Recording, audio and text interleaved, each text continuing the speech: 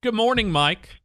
How you doing, James? I'm doing fantastic. This is something I've been looking forward to getting from you for almost a week now. So let's just go right on ahead into your top 10 list as far as in the Nick Saban era, your top 10 recruits, starting with number 10.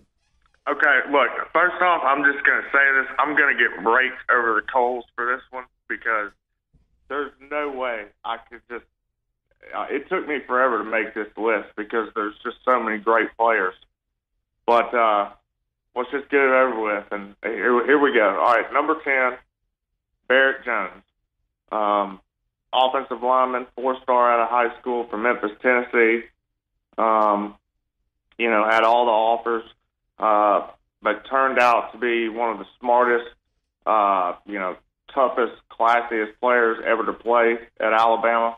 Started at guard, center, and left tackle in 3 different years as a starter. So, tons of versatility, never complained, never got in trouble. Just a complete class act. So I got him at number 10.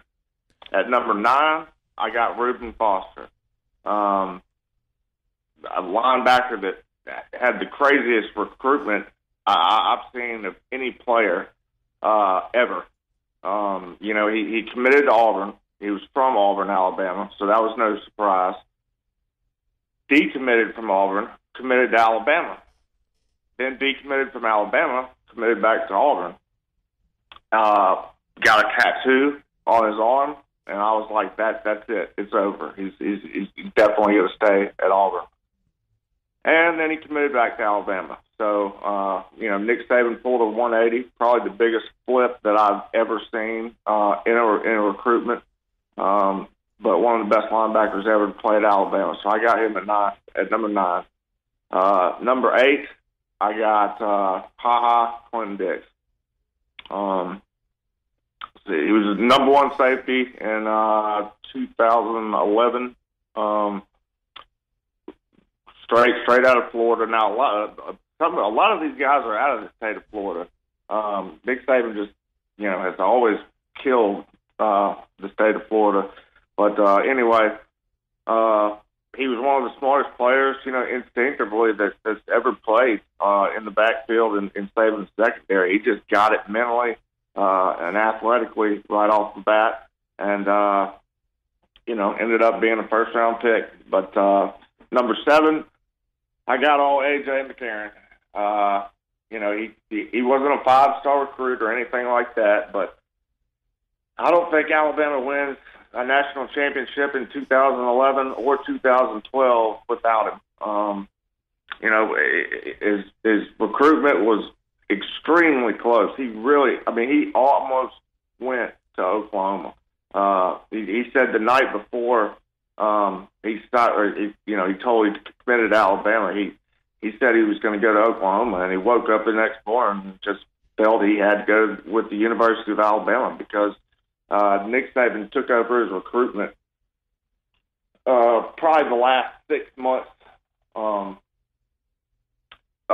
his senior year, and he wouldn't let any of the assistant coaches talk to him. It was just Nick who would call him up personally, and he got that relationship with him.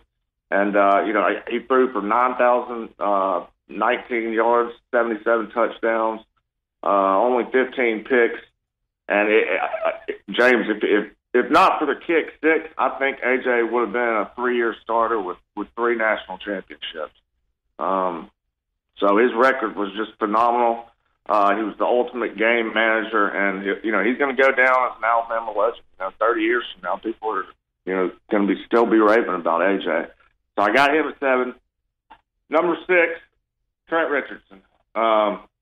Everybody knew about him coming out of high school, in Escambia, Pensacola.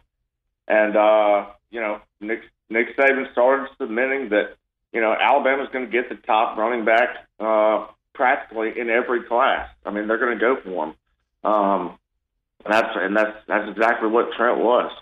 But, he was one of the best running backs I've ever seen in college football. I'm surprised his career took the twist it did.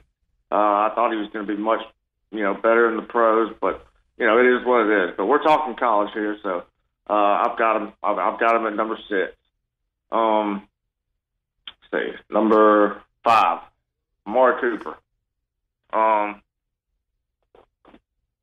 another steal out of Florida. Alabama beat out Miami. The guy was just smooth. Everything he did was smooth. He didn't like to talk to the media. He didn't talk trash. He just went out there and did what he did.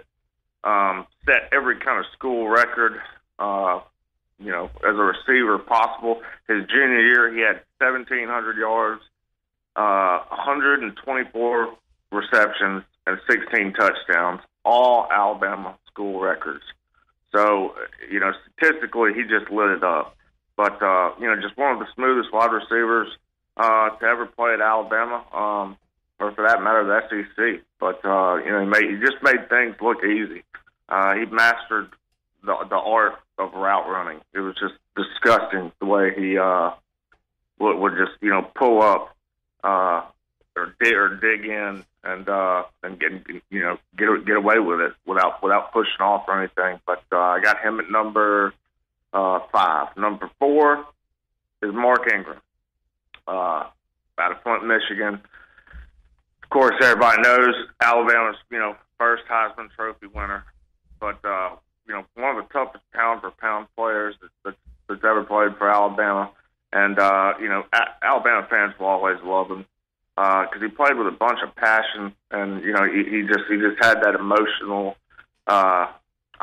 gear, I guess, that you saw on his speech when he won the Heisman Trophy and he got all choked up. He was just a passionate guy, but he had great vision and just a phenomenal athlete.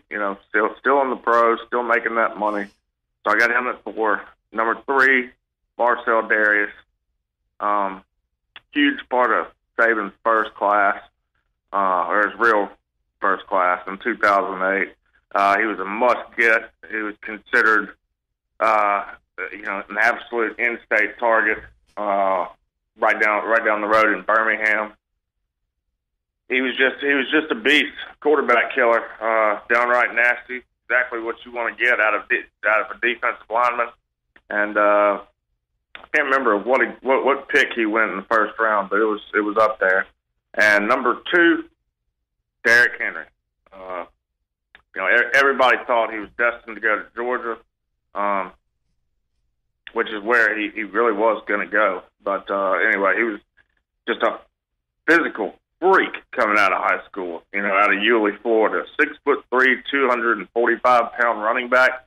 Nobody thought he was going to play that in college. But he did. He told Nick Saban he wanted to play running back. Everybody wanted to put him at linebacker. That's where they thought he would play at the next level. But Nick Saban said, "Look, we'll play at running back. We like big backs at Alabama," and that's what happened. Guy ran a legit 4.5 with a 35-inch vertical at 6'3", 245 pounds. And he comes to Alabama and he sets the SEC record in rushing yards, and I believe in 2 games.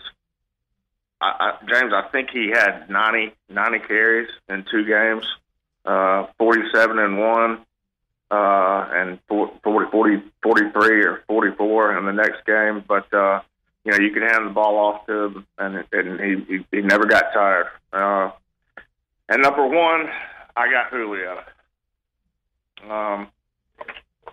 Everybody knew who Julio Jones was. 6'3", 215, 40-inch vertical, ran a sub 4.4.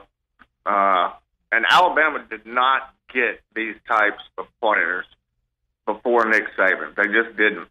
These guys were going to the LSU, Florida State, the Floridas, the Ohio States, the USCs.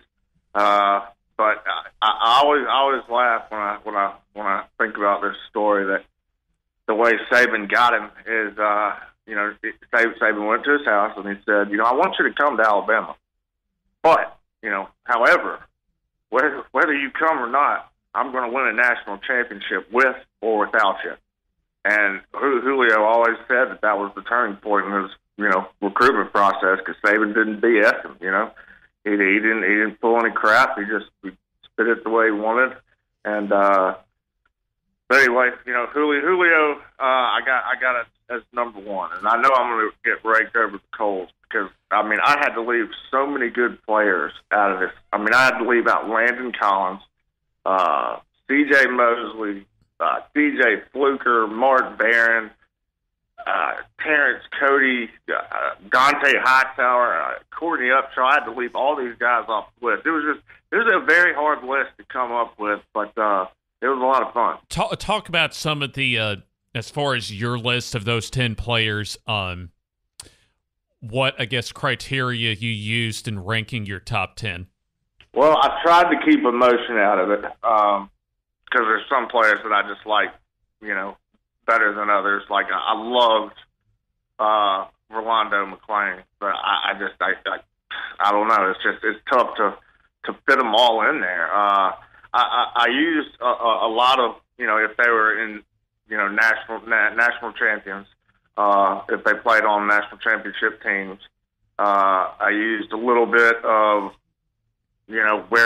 how highly they were ranked in high school, and then I also used, whether they made a winning, had a huge impact on Alabama winning ball games.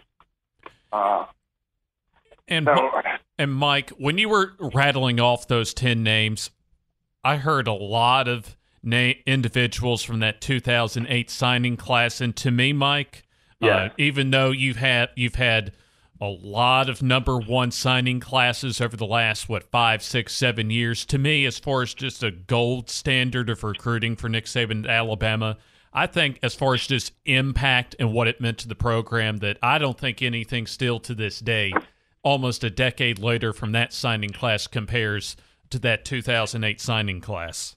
I don't either, and I think, there's a couple of reasons. Because, that 2008 recruiting class, that was his first real entire year to recruit and get his own players in there. 2007, he was only at the job for 2 months.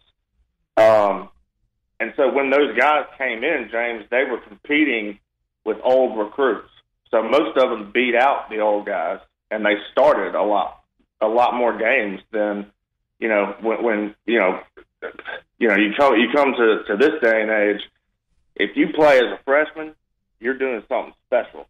Back then, that you were expected to come in and start because they were all 4- and 5-star guys, competing against 3-star guys that were already on campus. So, 2008 recruiting class is definitely the gold standard. And I don't think it'll ever be topped, to tell you the truth. It turned out, you can project these guys to be, say, all right, he's going to be a good football player, or he's going to be a great football player. They got 90% of those right in the 2008 class. So I'm a little biased with that class as well. Mike, really enjoyed this segment. We'll talk to you next week.